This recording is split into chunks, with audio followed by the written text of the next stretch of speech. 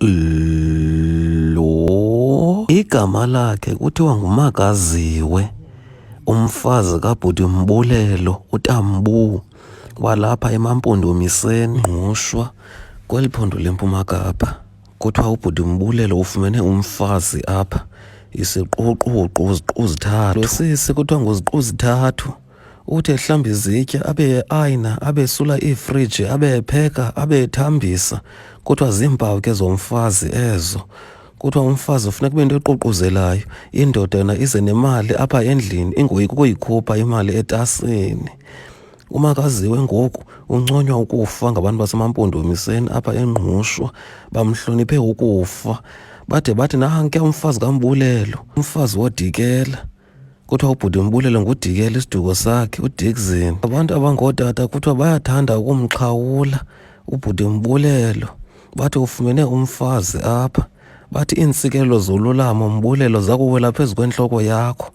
uBhuti Mbulelo uyinto esoloko nasestratweni ufike encumile, noba uyakhubeka Makaziwe, noba kusesenzeka ntoni usoloko ebhuda ngosisi Makaziwe. Utshomi kaBhuti Mbulelo uAvethandwa uye wathi abantu abangoosisi bohlulwa yintoni ukuba njengoMakaziwe.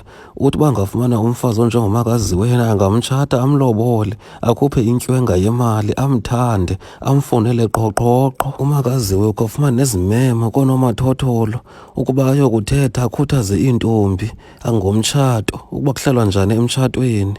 Ude wabiza nakwenye inkqubo esingafuni ukuyikhankanya thina. Uthi ibalulekile into yokuba xa ungumntu ongumama uhloniphe, ube ngumfazi onesidima.